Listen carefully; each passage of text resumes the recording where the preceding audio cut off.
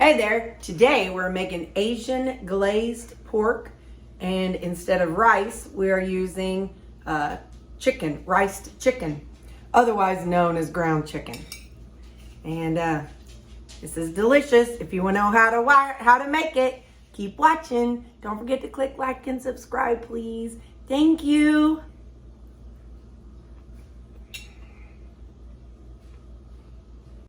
Hi, I'm Terry. I've lost 175 pounds with Keto and Carnivore. Thank you for watching. Okay, so starting off, we're going to put some ginger. I've got ground ginger. I got this pot heating up. Put some ginger in here. You could use fresh if you have some.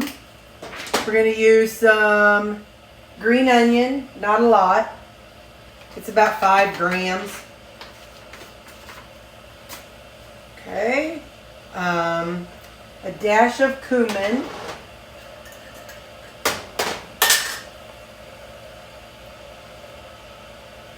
And some garam masala. What we're going to be doing is boiling the pork.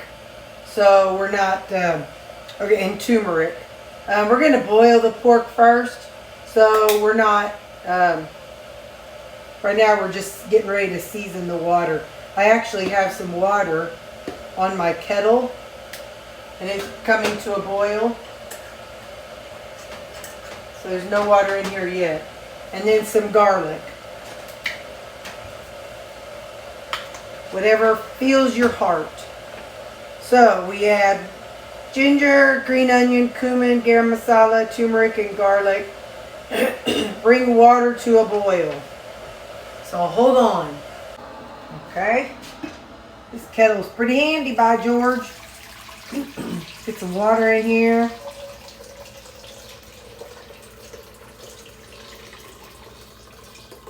And we're going to continue to heat this up until it's boiling.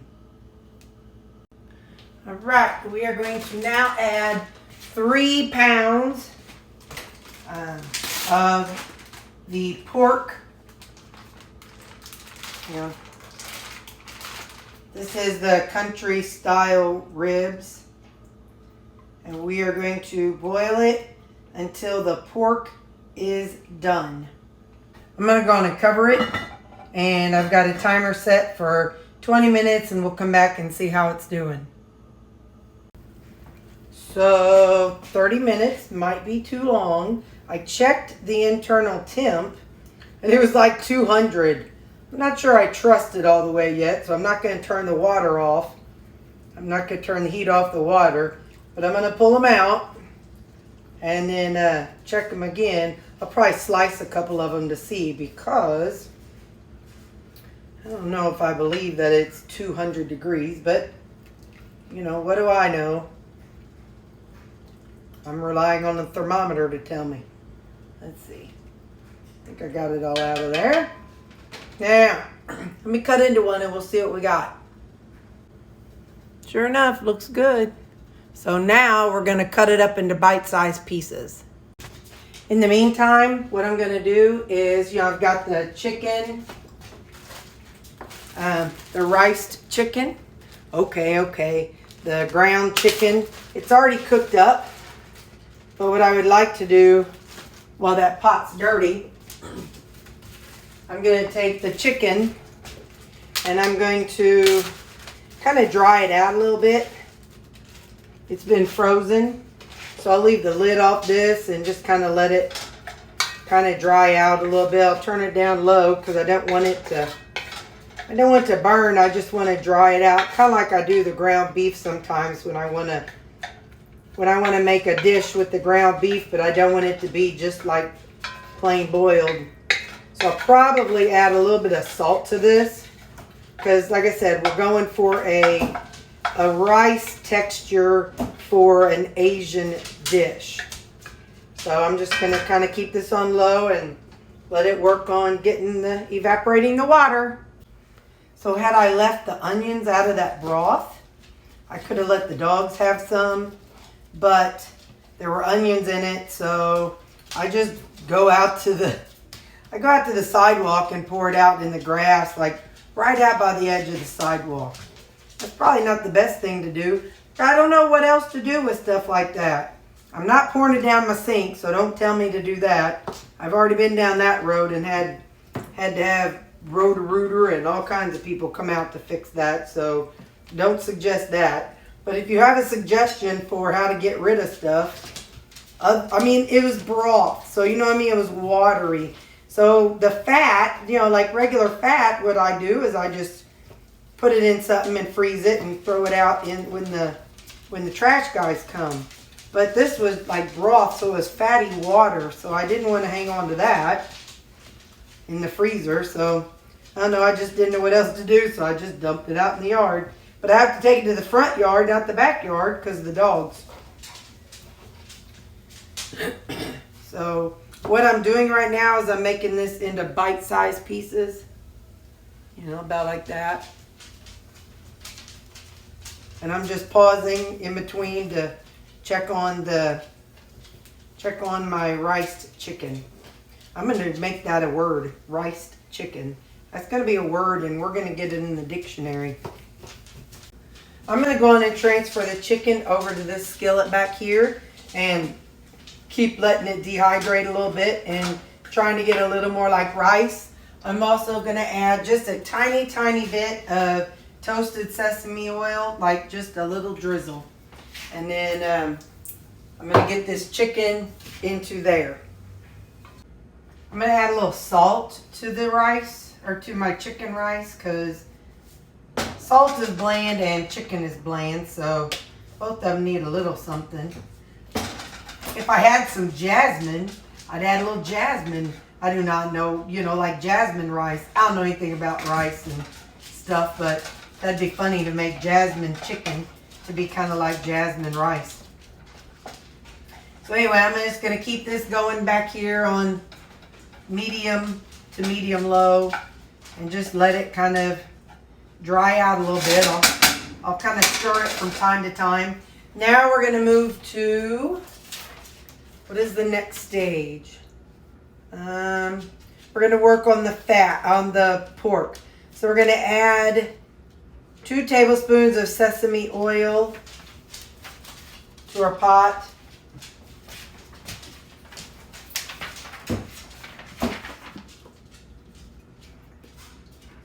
Okay, so 2 tablespoons of that. Add pork and stir. Keep getting all the sides golden brown.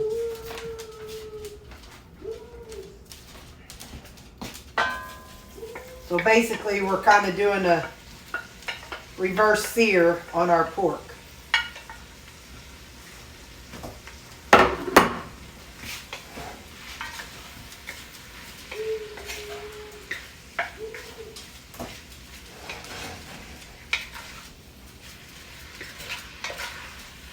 I'm going to kind of stir it up and try to get it a little bit seared if possible.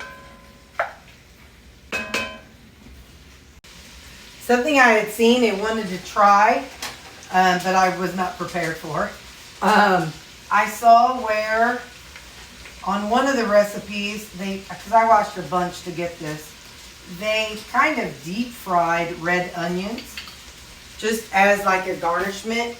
You know, you can buy toasted onions that you put on top of things. And somebody's at my door, just a second here. Anyway, let me answer the door. I'll be right back. Sorry about that. The mailman came. So anyway, they actually deep fried the red onions, but I'm just going to saute them and see if I can get them extra crispy. So I'm like, well, that's kind of fun to try. So I've got some oil in here, and I probably should have heated it up before I put the onions in it, but yeah, you know, it's me. It's how I do things. The chicken's drying out well.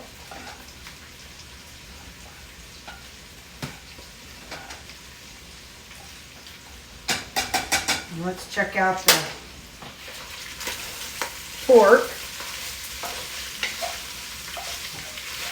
It's going well also.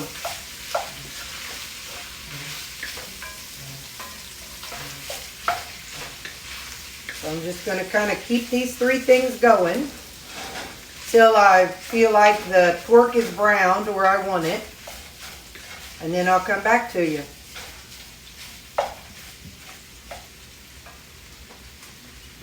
Or until the onions are ready for me to show you. Or until the chicken's ready for me to show you. I don't know which I'll show you next. I want to show you this chicken. Now, this is chicken, ground chicken. See how light and airy that is as I've gotten all of the liquid out of that? It's just light and airy, just like rice. So I'm just going to leave this on that back burner on low to keep it from cooling down too much. And look at that, it's just like rice. It's even light in color like rice. The onion's coming along. It's not getting crispy like I thought it would, but it's okay. I'll be patient and see what happens. And I think the pork is about as brown as it's going to get. I don't want it to get tough. So let's move on to the next phase of this. All right, I'm going to add brown sugar. This is 8 grams of brown sugar Swerve. Yes, I know they just come out with that erythritol study, and I don't use erythritol enough to care. I don't eat a bunch of keto treats. I don't eat a bunch of whatever. So I'm not worried about it. That 8 grams is going to be spread out over 2-3 servings, so I'm not stressed about it. So let that kind of cook together for a couple minutes, just to kind of, it's just to give it a sweet hint of sweetness. Now we're going to add soy sauce, which I'm using coconut aminos, and I'll use 2 tablespoons.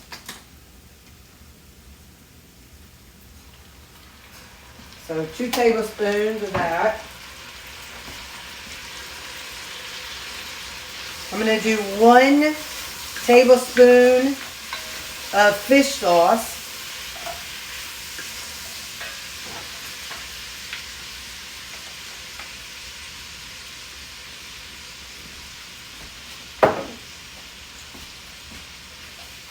And I thought I had rice wine, but I had rice wine vinegar. So instead I'll just use red wine because that'll be just fine. And I use 1 tablespoon. Okay, I'll use 2 tablespoons. The serving is 2 tablespoons, so I'll just do that. 1, 2.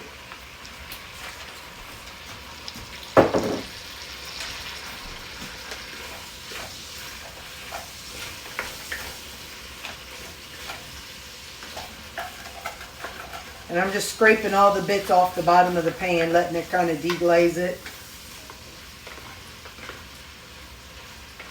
Simmer 5 to 7 minutes until it is reduced. So that's the end of this part. Now, because I did not add as much sugar as they do in a lot of the videos, mine is not going to be bright red like a lot of the pork in some of the YouTube videos that I saw. It's going to taste good, but it's just not going to be bright red, which is fine. We could add food coloring if we were that concerned about it. So now I'm going to just let this simmer for 5 to 7 minutes. That's doing good. Let's check on our, holy smoke. Okay, that was not a good situation. I burned the red onions. Well, okay, we won't be adding red onions, so, oh well. I don't know how they got it to deep fry. But anyway, I'm going to trash that because, yeah. Whoa. That's my trash can. So no red onions. So don't, unless you know of a better way to do it, don't worry about trying it.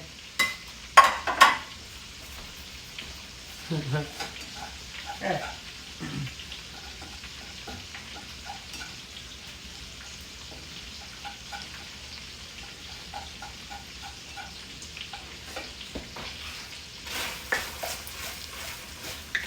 And if you had smell-o-vision, I did not add any salt. So I'm going to put a little bit of the no salt, because you know I like them both. No salt and yes salt. Regular salt.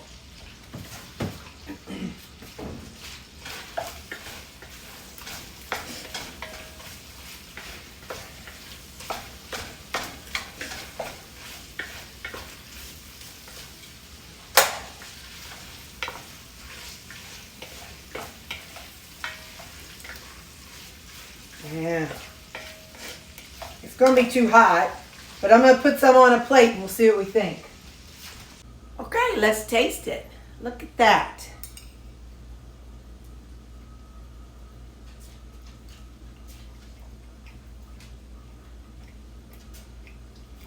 That's good. Maybe a little more salt.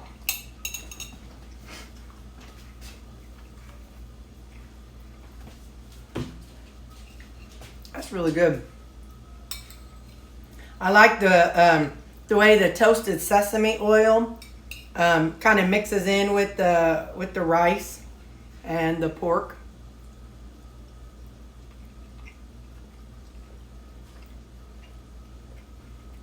Salt. That's what I needed. Yep. Okay. Have a good night or day or whatever. So it makes 8 servings. I've already eaten one. One serving is 597 calories, 51 protein, 2.9 total carbs, and 41 fat. So this is totally a carnivore meal, other than the onions that I put in, and the, maybe the sauce and wine. Oh, and the Swerve. You can leave the Swerve off and it can be totally carnivore. There you go. So they're definitely small portions, but it's because we got a fatty, because we have fatty pork in there. So, all right. I'll just make sure I take a side whenever I take one.